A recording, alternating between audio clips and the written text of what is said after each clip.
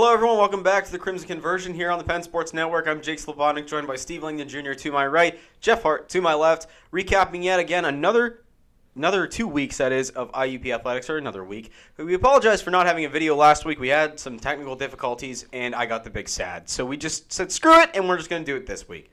So what we're going to do to start off today's show is going to do a little bit of a snippet of, different other fall sports that are doing all right here at IUP. So we're going to hand it off to Steven first, who's got an update with cross country. Yeah, so the men's and women's team competed at the Lock Haven University Invitational this past week. The men's finished in 5th place while the women's finished 20th. But the men's team moving up in the rankings, now 6th in the regional poll. But the main person that I like to talk about is freshman Paige West, who was the top finisher on the women's team. Can I throw in something? Paige West actually went to my high school, and I knew her. So Congrats, awesome. Paige. Yeah, so she's been the leading runner for the women's team, and as a freshman, that is quite impressive to say the least. But the men's team slowly moving up in the regional rankings as well. All right, Jeff, I know you have an update for us. Well, IUP field hockey this week, going up against Mercyhurst earlier in the week, and hosting on Saturday against the undefeated East Stroudsburg. They're kind of hoping to recover. They had a couple tough losses this past weekend after starting out the year.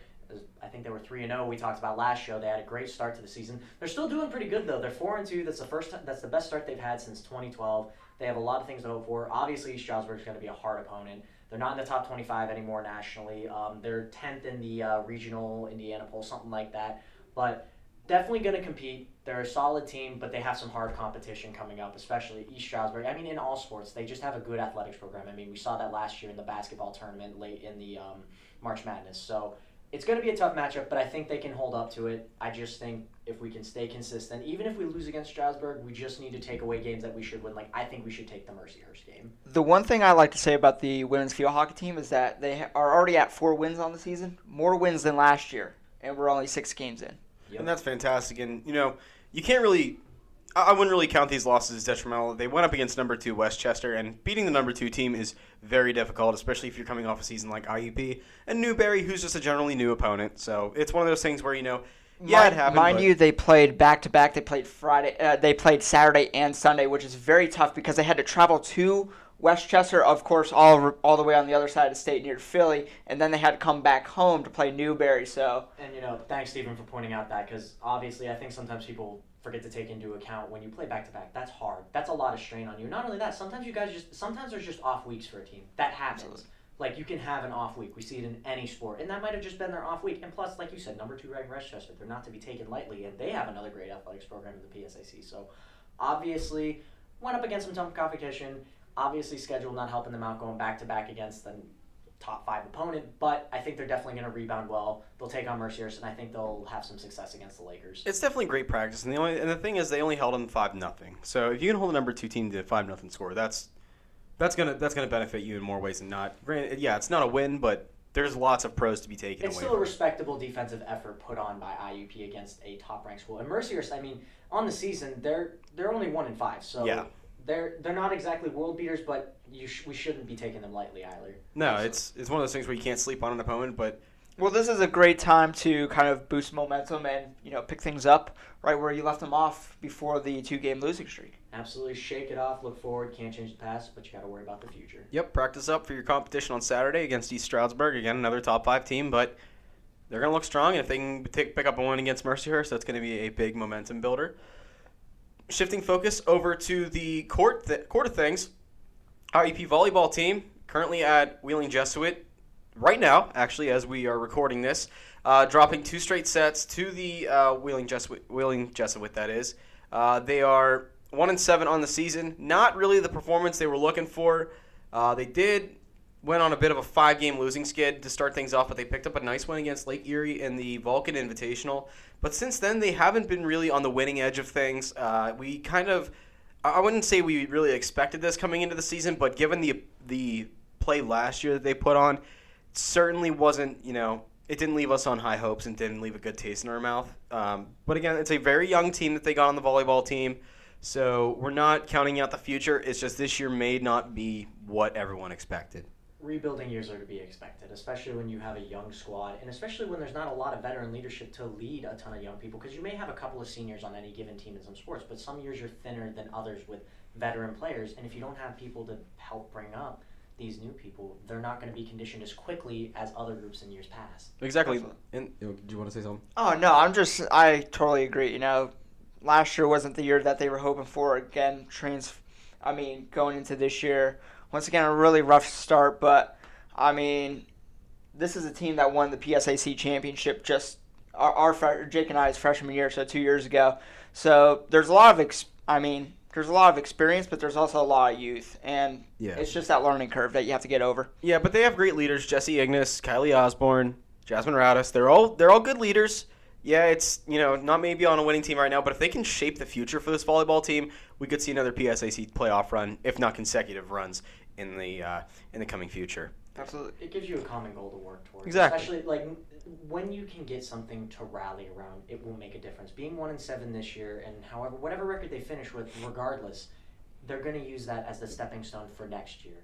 And that's what you always want, progression. Even if they don't make the playoffs like you're talking about, as long as you just have a better record. I think that's the goal. You should never finish the year worse than you did the year before. Exactly. Especially if you have a majority of your returning core, always aim to do better. Yeah, I think they can. But they travel home. The good thing is they have 2 straight home matches this coming week. This Friday and Saturday. Friday they play Shippensburg, and Saturday they play the newest addition to the PSAC in Shepherd University. Both of those can be found at iupathletics.com. You can watch the stream. I know I'll be commentating on Saturday, and I think Tristan Borland, a new face, is going to be commentating on Friday. But either way, it's a good way to watch. If you want to tune in, again, iupathletics.com. Tune in and watch some great sporting action. When we come back after the break, we will dissect IUP's historic win against Lock Haven this past week, and we're also going to give out some recognitions for the football team as well as preview their next challenge yet. Find out who it is right after this. Ready, Camp 5. Tyler, stay on that. I want to try to get a reaction.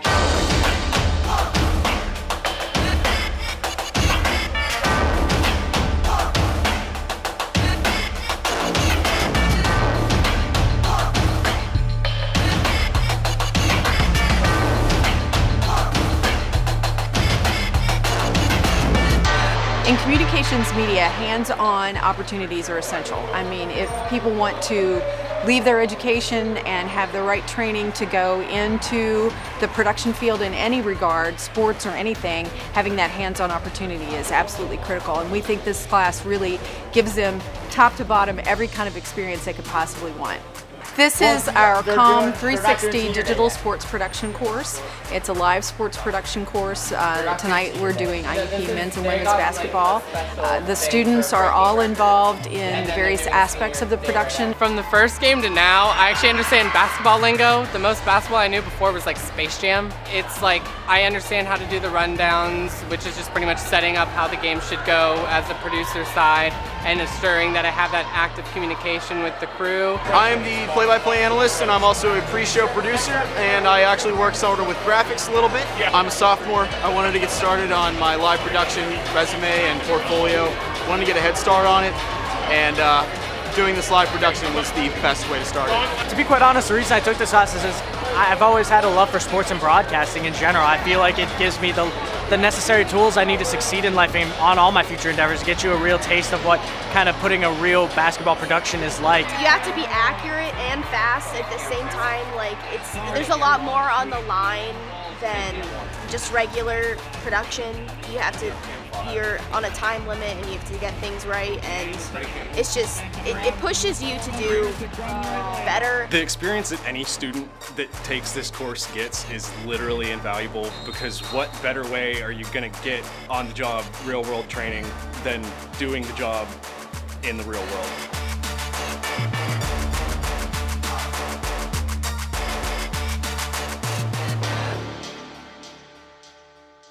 The Penn Sports Network would like to recognize the following sponsors for this episode. Tom's Pizza, affordable Greek food located on South 7th Street, Indiana. Shalakta Beer Distributor, now serving alcoholic slushies, must be 21 years or older to purchase and consume alcohol. And Philadelphia Square Apartments. Quality and affordable student housing for all IUP students. Inquire now at philadelphiasquare.com. Welcome back to the Crimson Conversion here on the Penn Sports Network. We just recapped a few of the other fall sports, such as volleyball, cross country, and field hockey. Now it's time to get into the meat and potatoes of today's show, and that is IUP football. Guys, it's kind of hard to put into words just how historic this win was against Lock Haven in the Hall of Fame game. 77-14, we witnessed at Frank Signetti Field as they filled the mill. Let's just open the forum right now. What do you guys think of this historic win? I want to get one thing out of the way. Obviously, we're going to have a ton to talk about with IUP. They gave us plenty to work with. I want to say one thing about Lock Haven. I think they had a chance to make it a competitive game. I don't know what happened with their game planning. When I was commentating the game, I had a chance to talk with Elliot Hicks about it at halftime after he was done commentating for IUP TV, which you should definitely give that a watch too, and 90.1 WIP FM for radio for games. But, they had success. Like when Lock Haven drove with Schwartz and they used their running game, they were doing well. They got it all the way to their 1 or half yard line, whichever it is, and then they fumbled. So obviously the execution wasn't there, but that was just a fluke accident. And the drive after that, they still got pretty close. They got within the red zone, then they threw the interception. But after that, they quit going to the run game. Then they started putting in Persa, their backup quarterback, and tried to do the 2-quarterback system, and then neither one could really get momentum, and then they just kind of stuck with Knight, and then they put Persa back in later. Like, I personally didn't understand it as to why they kind of went away from that running game. And then later in the game, if you notice in the first half when they scored in the second half when they scored the only 2 touchdowns, they had a lot of running. Knight, I think, ran the ball like 4 times on that drive, and that's what got them in the end zone. He did a lot of Knight. If they would have just let Knight, their starting quarterback, scramble and create more, because every time he created a play, he used his legs. I don't understand why they didn't rely more on the running game, because obviously their quarterbacks were not as prepared as they could have been. And IUP has a great defense. I'm not even trying to say that they weren't prepared. IUP is a great team, but that was just kind of a question mark for me. I think the biggest thing that I took away from this game is that IUP just finds a way to score at will. I mean, 7 touchdown passes between Jalen Reese and Quentin Maxwell, which was, the most out of any Division II school this year. Dylan Sarka breaking a record, most field goals or most extra points in one game, 11, which earned him PSAC Special Teams Kicker of the Week. Congrats, Dylan. Absolutely, but I think the one thing that for Lock Haven, I really believe that if they didn't fumble on the 1 yard line on that first drive, we're looking at a completely different game, because after that, the entire offense fell apart. Deflated. They were left with nothing. They were left with nothing, because once you give an opportunity for IUP to score, they will. And that's the most dangerous thing about them, is that they don't just pass the ball. They can run the ball effectively. They just have so many weapons. And we say it week after week after week, but, you really just can't take away all those weapons and hope to win. Well, and, Stephen, building off that, because I know all 3 of us were talking after the game, I was talking to Trevor Craddy, who was my color commentator for the radio. Who do you game plan against? This year you had Dwayne Walls come out of the blue. Kayshawn Carter just lit up this week. We're 5, 6, 7 guys deep at certain position. Even running back. Malik Anderson came out. Tyler Balega had a great game. Obviously you got Justice, Samir. You have all these guys. You're already 4 deep at running back right there. Wide receivers, you got Dwayne Brown, Kayshawn. How do you plan? And above that, who do you plan for, Jalen Reese or Quentin Maxwell? Because you plan for Maxwell, but then you get Jalen Reese, who appears to be on the same level of talent, caliber-wise, at least at production. Who do you game plan against? That defense, big time. It was just, I don't know how you game plan as an opponent. This is one of the most deep football teams I've ever seen, because the amount of depth that they have. We even saw on defense-wise, they took out all their starters after halftime, for the most part.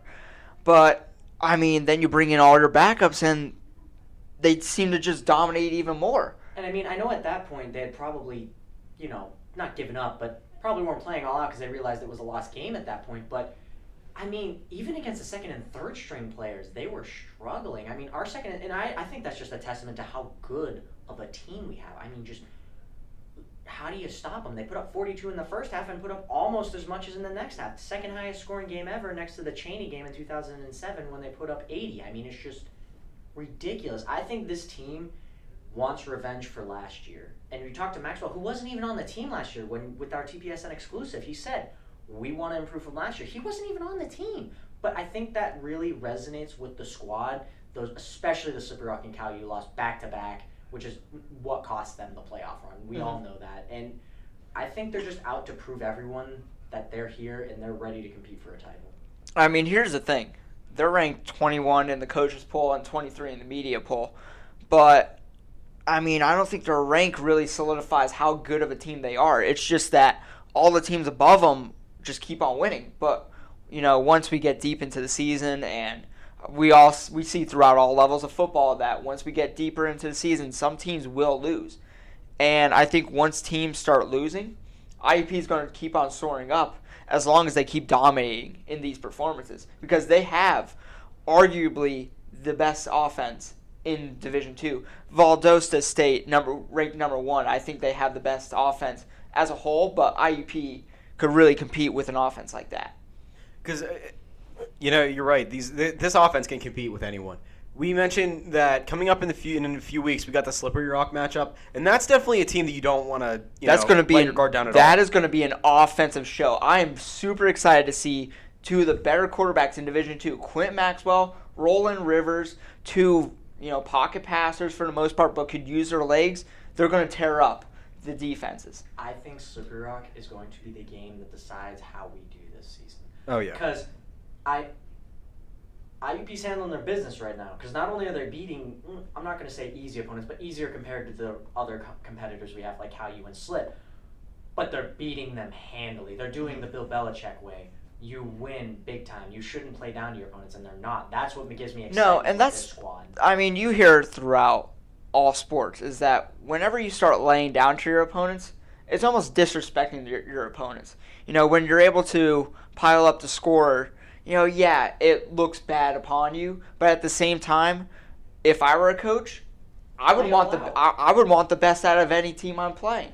So if you're gonna score 100 points on me, at least I know that you tried throughout the entire game to beat us, and that's exactly what you did. Yeah, and I think that's why we saw them rack up the score as much as they did, because normally in a game like that you play conservative in the second half, but no, they kept piling on the points, and I think that's because they want to establish they are a dominant threat. Coach Tortorella does not care how many points they score. He cares about how they play throughout the game, and if they play well, then that's exactly what he thinks they did well. He's never satisfied, and that's a good thing, because there's always things to improve upon, and there's more that you can do. He doesn't get complacent with, we have a 50-point lead.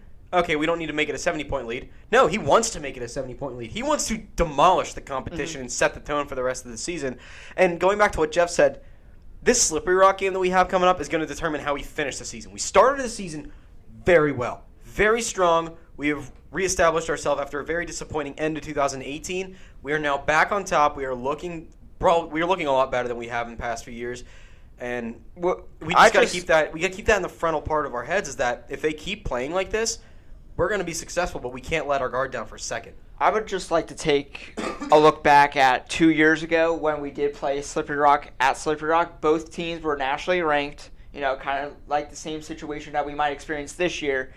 And I mean, we all know that was going to be Slippery Rock's homecoming because such a big game, rivalry game, and everything like that. So.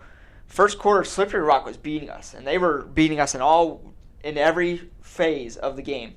And then, turnovers started happening, and then once IUP started capitalizing on those turnovers, it was a completely different ball game, and that really solidified what the season was going to be. We didn't know what that IUP team was going to be before that game, but once we showed Slippery Rock that we are for real, and the entire country that we are for real, we were nationally ranked number 1. Throughout several parts of that season. And, I mean, unfortunately, we couldn't win a national championship, but still, the Slippery Rock game determines the entire season, and it does year after year after year. Well, and there's one thing, I want to go back to some of the players, because I know you could almost credit anybody on the team for having a great performance, because it seemed like almost the entire team balled out. Let me just say, this offensive line, they're monsters. There were a couple wide receiver sweeps where people were pancaking. It was no joke. But I also want to give credit. Our tight end play went under the radar. Watts almost had a touchdown in the end zone before I think it was either a pass interference or it was some call that took it back and he dropped it. Mm-hmm. But Cam Suman got his first touchdown here. He's a redshirt freshman, guys. And these tight ends are so athletic. 6'2", 200 and some change. They were hurt, I forget. I think Zach Kelly was the one who hurled a guy. Kelly, that's another one. Our tight ends are athletic. They're big. They can block. They can catch. They're dual threat. On top of our wide receivers, don't look now, guys. We got some tight ends. There's some big boys. Cam Suman, I just named. He was in the honors business program with me my freshman year. Really smart guy, but condition, big. And I mean, he's a freshman. Think about that. He's already getting playing time and getting some meaningful minutes. We have a good tight end and offensive line core that I don't think it's enough credit. Everyone wants to talk about the flashy plays with the QB, the running back, the wideouts. That offensive line does not get enough credit. I mean, you have to give credit to them when you score a touchdown on every single offensive drive. That is due in part to your offensive line. You talk about the offensive line. My unsung hero unit has to be the defensive backs, who have been just incredible, stopping wide receivers left and right. I mean, we saw New Haven. They stopped two of the better wide receivers in Division II. I mean, Williams broke New Haven's record a year ago, and the defense just shut him down. I don't even think he had 5 catches in that game. Well, and you're right. Jalen Jackson, the top receiver for Lock Haven, is one of the top 10 average yards per game in PSAC history. I think he was at 8th or something like that with 80 yards per game. And he almost had no effect on the game. I mean, it was crazy. I say his name all the time, but J.R. Stevens is a heck of a player. When you're not it's almost like an offensive lineman. When you're not talking about him, that means that they're doing well. That's a good thing. That's a good thing if you're a defensive back, because when you're not, causing pass interference or you're not, letting up catches all the time, that's a good thing. The less that you say about those two units, the better. Yeah, I mean, you guys took the words out of my mouth. It emphasizes the depth that this football team has, and it's not just the tight end core. It's not all that. You look deep into our third strings. We got the assets that are there. Cam Suman, you name one. I don't even think he's third string. He might be fourth string at that. But Cam Suman's bottom of the roster, not because of talent, just because he's a redshirt freshman. He's the least experienced out of the group. And to be quite honest, when an entire team does well, that can be attributed to coaching and training.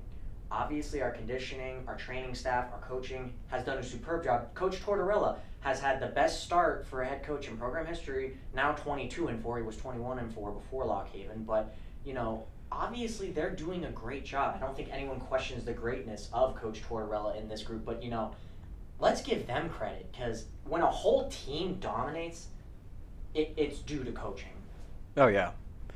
But yeah, it all comes together saying that this football team is something to beat. It is a major threat in the PSAC. But staying on the football path, let's analyze the upcoming contest they got at Mercyhurst. That is, Mercyhurst is 2-1 on the season, lost only one game, and that was to Shepherd, one of the newest teams in the PSAC. They beat Bloomsburg last week, but going against IUP is going to be a threatening squad. Let's quickly preview this thing, guys. What do you think is going to happen?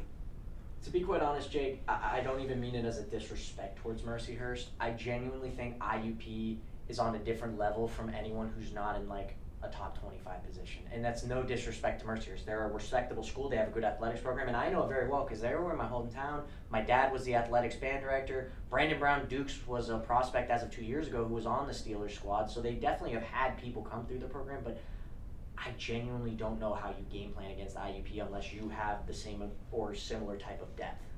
I think the only thing that's going to stop IUP at this point against Mercyhurst, I'm not even going to say IUP. I'm going to say the weather.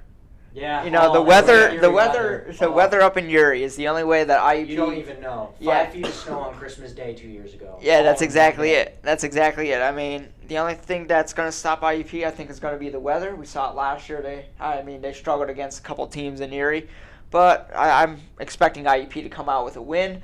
Obviously, it's not. I keep on saying this, but I don't think it's going to be the win that we've seen the last 2 weeks. Yeah. But they could prove us wrong. I didn't think they could top the Millersville game, but they proved me wrong there. Yeah, exactly. We'll have to see. Let's do an over/under for this. How many total points do you guys think? Let's for both teams. For both. Yeah, combined okay, points. Both teams combined.